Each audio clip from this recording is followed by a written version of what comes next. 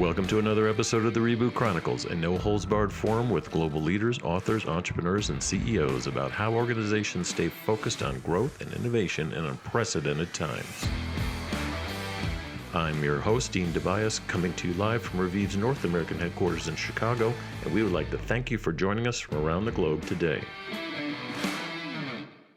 Today we have the founder of Credo, Annie Jackson, and their CEO, Don Dobras, to discuss how they built the largest clean beauty retailer who partners with over 130 brands run by what they call badass women, and why consumers are switching to clean products and retail experiences that are a lot better and a lot more fun. But first, I thought I'd start out with some data, rather disparate data, quite frankly, just to show you what the confusion and some of the things that are going on in the clean space. So to start out, nearly 50% of women are using clean beauty products in a Harper Bazaar poll. According to global data, 66% of consumers associate organic and natural while talking about high quality personal care products. And 59% would pay more for better quality skincare and makeup products. 68% are influenced by health and wellness propositions in cosmetics. And according to NPD, clean makeup is about 13% of high-end skincare right now. That's pretty consistent with what we're seeing in the Reviv platform through retail and brand partners around the world. And 50% of women are looking for skincare products that are made with organic ingredients. And lastly, within the $19 billion prestige beauty market in 2019, skincare brands positioned as natural were up 14%, and ones that position themselves as clean brands jumped a whopping 39%. Okay, welcome, Annie and Dawn. I know that was a lot of disparate data. We'll get into that in a minute, but kind of tell us how Credo got started. Give us the story. Sure, I can take that one.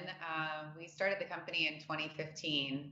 We're based in San Francisco, and so we wanted our first store obviously to be in San Francisco, so it could be in our backyard and we could spend a lot of time in the store. And myself and Shashi Batra, whom we lost to cancer in 2017, unfortunately started Credo. And he and I had worked in beauty for over 20 years with bigger companies. And one of those was Sephora, and being part of the founding team with Sephora here in the US. And I think that was really one part of the catalyst for us in starting Credo, is that we knew brick and mortar stores very well. We were lifelong retailers and merchants in beauty. And so we knew that this was something, that ingrained in us and that we could do really well. What we were most intrigued by, and was really the vision of Shashi's, was he was very inspired by the organic food movement from, 15, 18 years ago. And really people putting together, really being very conscientious about what they're eating and really understanding chemicals and processed food and all of that. And now starting to kind of put that last spoke in the wheel of their personal care routines, and really starting to look into what was in the products, 14, 15, 20 products that people use every day, whether it's toothpaste, deodorant, shampoo, mascara, and not having a lot of transparency about what's in those products. And, for us, it was an incredibly great challenge to, not make this a hippie play or, something that would be found in like natural food markets, converting people using traditional, conventional beauty products, but giving them that same efficacy and formula and packaging that they're used to. So, we spent about a year in our San Francisco store, really listening to customers, seeing what brands they were resonating with, what worked, what didn't, what smelled weird on the shelf and didn't actually behave like we wanted it to. And then started to roll out stores after that. And what's your footprint like now? So, for instance, you're in your brand new headquarters in San Francisco, which looks pretty cool. I think it's in an old railroad station or something. But tell us about what number of stores, online, what's going on? Yeah. So fast forward over this, and you talked about the importance of clean beauty to customers. We're in a space right now where both the transparency of what we're doing, our brand positioning, and these amazing, innovative, efficacious products are out there now. We have 9 stores.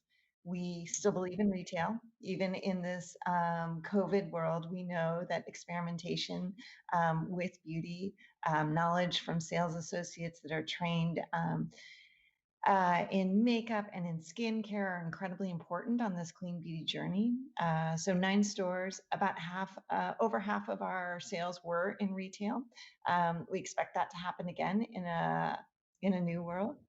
But we're really So half in store, half online is what it was. Oh, yeah, it was a little bit more than half retail. So we're about 60% retail, 40% online. Obviously, we are 97% online right now. We've started reopening stores for curbside pickup. So if you're in Chicago or San Francisco or LA or Texas, come visit us. Didn't you just open the store in Chicago? I've been hearing good things. Didn't that open this week or something? Yeah, how do you open a store in the middle of this? This is it's actually not so hard because as a beauty retailer, we had really high standards of sanitation and health and wellness going into this. I mean, that's our whole MO. And if you're already doing services in the store, pre-pandemic, people were actually worried about pink eye and crazy things like that. So we're ready. And it's not that big of a stretch for us to open these stores safely. We do no contact pickup right now. So you place your order, the sales associate, actually in Chicago, there's a little hook outside the door. They put it on the hook, you grab your order and you walk away. So we have very resilient customers, and transitioning back into this world will be different, but we don't think it's going to be impossible. And we know that our customers will come back. So, I'm just writing an article for one of the trades about opening up stores. It's more about retail, but what they can learn from the beauty sector. So your footprints are kind of small. So yours is a perfect one. Cody was on a few weeks back about how they're helping salons open, whole different sets of issues in terms of no contact. But what are you putting in place to just make people more comfortable? The punchline of mine is there's going to be a transition. A lot of it, reality is people's reality. So some people are going to still be afraid, but they want to come see you. Yeah. So before we get into the specifics of the retail, I was going to say one thing that we did that's been really successful is we partnered with a technology firm called Hero out of the UK. We've been doing it for almost 2 years now, where there's virtual consults online. It's basically the Uber app for sales associates. So when you go on our website, you're rerouted to one of our sales associates so they can actually work with you in a one-on-one way. Now, in a pre-pandemic world, that was successful. Now it's essential of this assisted selling. So that's been really important for getting people comfortable in an online world. And then Annie's done a ton of work about getting people comfortable in a new retail world. Yeah, I think to Don's point, Hero or Credo Live, as we call it, has been integral to our success navigating through this pandemic. But the other great thing it's allowed us to do is keep our store teams employed. So we've redeployed our entire store teams towards Credo Live and keeping that connection going with our customers. So in terms of restarting our stores, it really is, to Don's point. I mean, I wouldn't say it's been easy, so to speak. It's just been work, but our team has been there. And throughout these, 11 weeks we've been in shelter in place, we've been able to do continuing education. They've been engaging with customers. There's some questions that they're able to network between themselves. So it's like that constant learning, engagement, and contact with our customers is ongoing. And then they just convert back into the stores.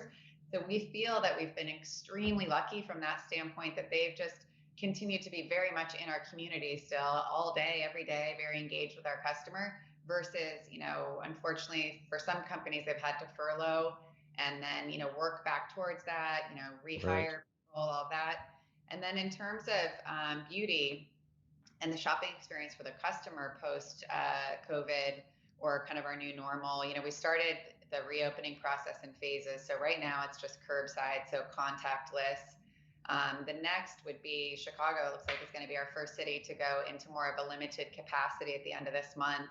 And I think we'll learn a lot then, but our first step will be, for our associate to manage kind of the tester process. Of course, all the testers are replaced. We've taken a different approach now, and a more frequent hygiene and cleaning of the store throughout the day. But I do think, we're like optimistic, curious people, which are, entrepreneurs. And so I think once we got through the kind of, knockdown that the first week of this shutdown gave us, we kind of all woke up and felt very intrigued by the challenge of how do we figure out what the shopping experience is? How do we pivot quickly? And how do we make this a more engaging and positive experience for customers? If you think about it, beauty was due for a reboot. It really was. Exactly. And testers and kind of the old way of shopping really needed an uptick. So I think we're excited to kind of re-engage with our customers, hear what they're saying, and make changes as we go. Yeah, we're seeing that oh, go Sorry, ahead. our Texas store, the first day we reopened, 5 people called for facials. So we weren't really ready to do that yet. We were still in curbside pickup, but That was me. Different parts of the country are reacting differently. You could sneak in a haircut. I appreciate it. Yeah. Now we're seeing that too. Revive obviously partners with the retailers and the beauty brands, and the in-store trend now, of course, is spiking, where they want to take out the mirrors and the high-touch devices and just have people use their own, cell phone to do, skin diagnostics, virtual try-on. And it's interesting. Some brands are saying we are going to do that in self-serve. We're not bringing the beauty techs back or the BAs back.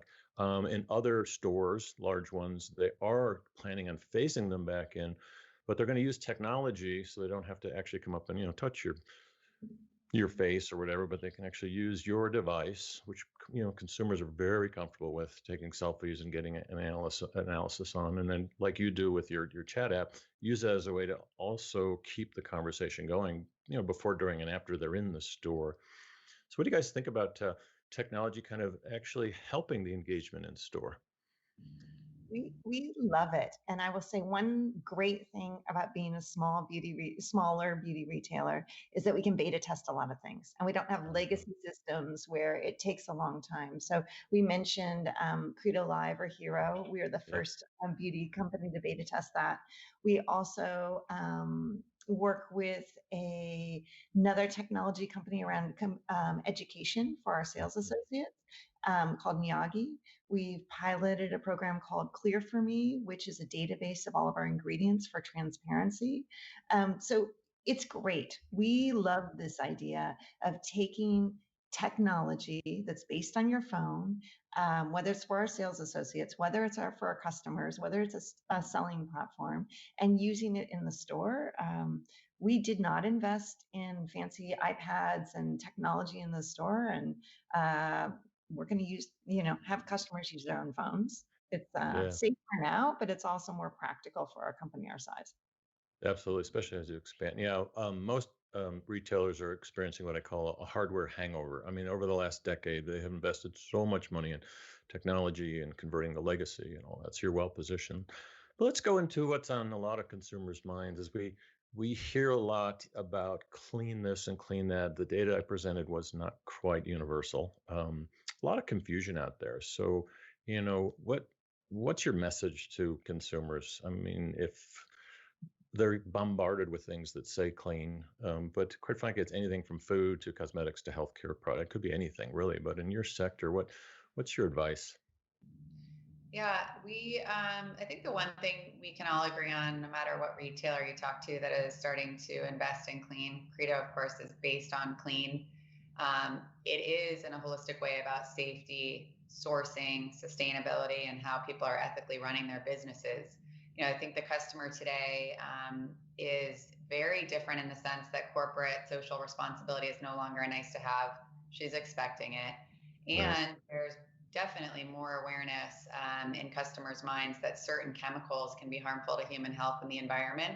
So, clean beauty in a sense is all of those things with under a lens of transparency. Like it's not okay anymore to, put a windmill on the box of your package, but then be manufacturing like, you're back in 1980. That's not cool. And so what Credo's approach has always been was the way that we have learned information and has the space has evolved.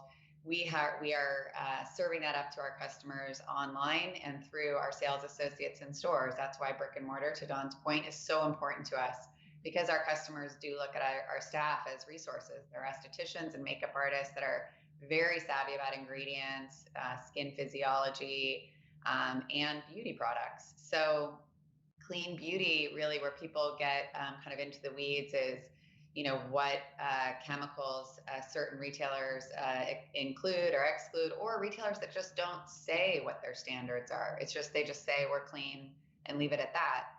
For Right. us, we have a very clear definition on our website of what clean is and what natural is, what green is, all these different terms that customers get confused by. We've put those on our website because there is no legal definition for these terms. So customers, as they want this information, can start to educate themselves. We introduced a standard. Our company was started on vetting brands against an ingredient list that, was very clear about what we restricted. But then we took Didn't you invent the dirty list? It was like 2,700 ingredients on there or something. we have our own dirty list. Your own dirty. I love it. There are other companies that have a restricted substance list. We have our own that does have 2,700 ingredients on it. But beyond that, we knew for clean to mean something, we really had to operationalize a standard and, have brands label products appropriately, not include marketing terminology in an ingredient deck, to really be more transparent about what's behind that word fragrance. So all of those things are in what we call our Credo Clean standard. And that's very clearly laid out on our website, or if you were in a store, one of our clean beauty experts could explain that to you. But, I think in a general sense, the customer sentiment is one of, I want to buy something that's good for me. I want to make sure it's good for the planet. And I'm going to go to Credo because I know that work is done for me. That's kind of the norm. Right. There are people that like to dig in, and if they do, the information's out there for them. In terms of setting up standards and things, does the government play a role here at all? I mean, the last I checked, there were about 1,300 or so banned ingredients in Europe, but in the States, there's under 20. So I'm not sure. Is the government helping here at all, or is it really up to the brands? We're not holding our breath on that one. Good answer.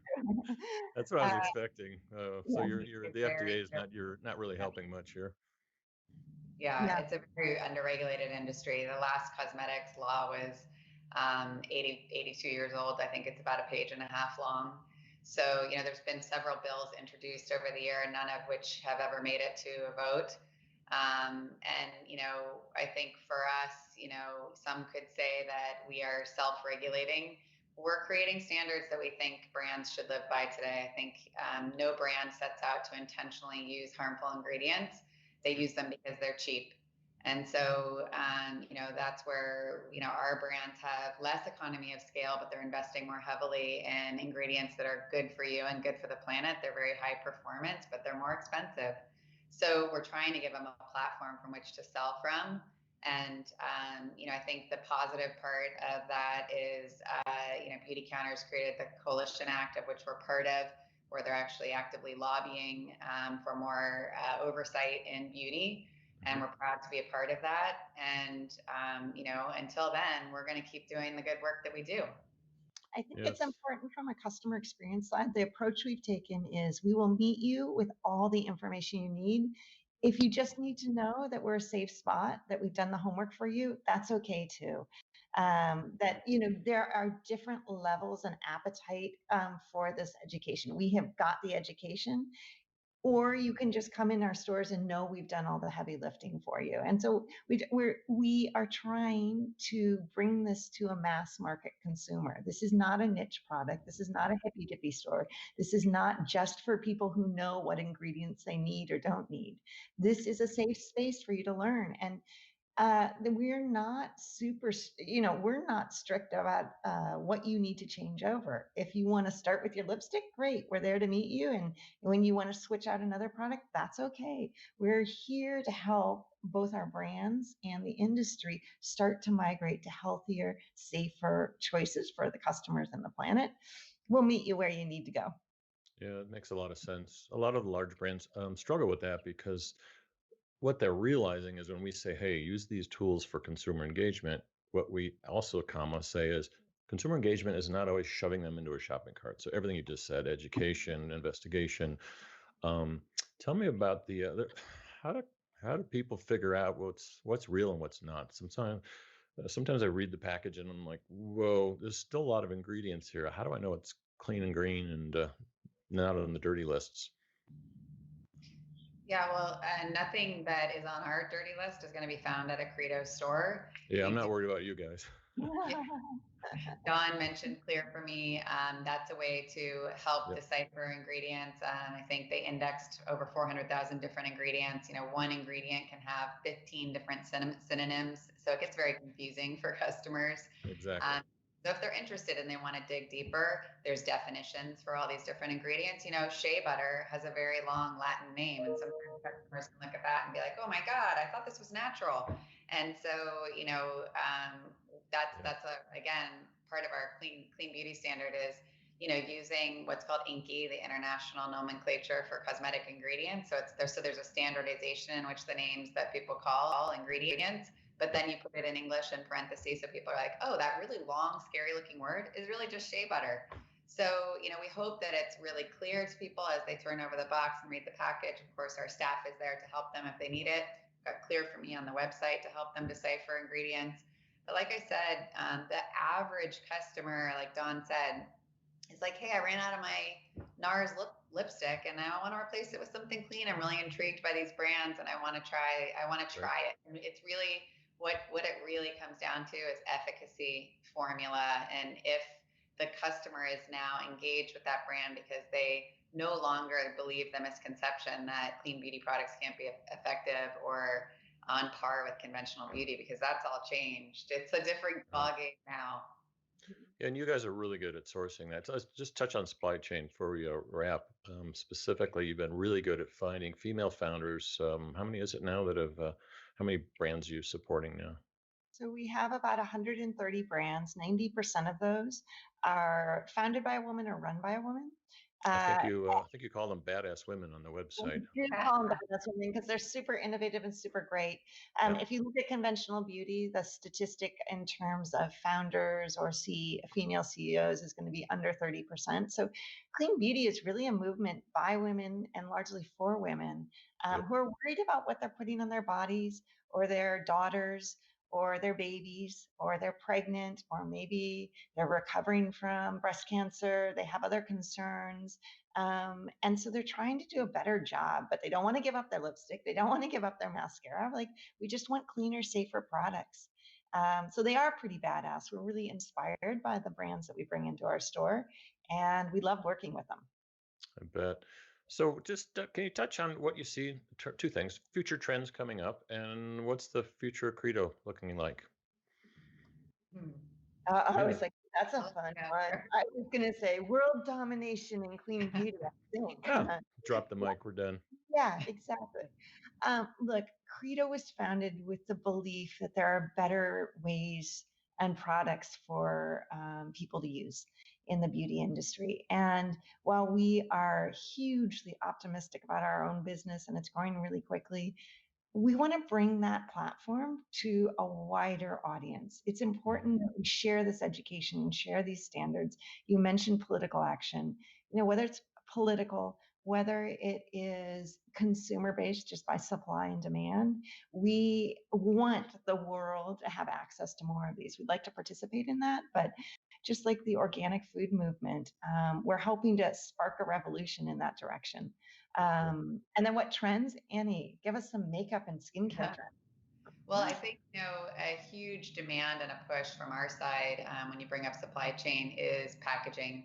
And so for us, certainly we think we have made such huge strides in product formulation and formulating with better ingredients, and feel like labs are really hustling and meeting this demand, no longer thinking it's a niche and really like, oh God, this is a movement. I'm going to really lose market share if I don't act quickly. I feel like we've made great strides. I mean, it's changed so much in such a short period of time. Packaging is where we're really feeling a lot of tension now, because I think the brand founders that you mentioned, all these badasses out there, they have worked really, really hard to create great brands that stores like Credo and others have chosen. That's really hard to do. But the next step of that is really going 360 degrees and being more sustainably minded in terms of packaging. The packaging issue out there in the beauty space is egregious and horrendous, and we do need to take active steps now to fix that. So creating more and more virgin plastic is not it's not the right move, and it's certainly not something Credo wants to support. So we'll be putting more energy and resources in terms of working with our brand partners for more sustainable packaging. I love that. A lot of people just throw that comment out. I'm going to have the CEO of the largest packaging company on that, both food and health and beauty and stuff. I mean, some of the things I need a hacksaw to open the thing and might cut myself into doing it. So it's an important piece. Just last question. You made me think of it. We might need an NDA for this one, but do you always have to sell through your own retail channels, or do you see a future where you are this great platform source of bringing all this together? Are you thinking about, gee, where else could we be actually selling these products and services and exposing people on social media and other sites? Sorry. Yeah. I would just think really broadly, whether that's private label, whether that's partnerships. Actually, this week we launched a partnership with Venus Williams yesterday, which was clean, reef safe sunscreen. So look, we're innovators in this space. We work with innovative brands. We're trying to upend what the beauty industry is doing, both in ingredients and, as Annie mentioned, in packaging. Sure, we're going to look at lots of innovative stuff. So yeah, you'll have to have us back, and we'll update you soon. I think what we'll do is when I'm allowed to travel to San Francisco, which I used to do on a weekly basis, we'll come and do a live show at your place and maybe invite some of your badasses. That'd be awesome. Great. Would love it. All right. Been listening to Annie and Dawn, an amazing company. Credo, keep an eye on them, and we'll see you next time. Thanks, lady. Thank you. Oh. Bye.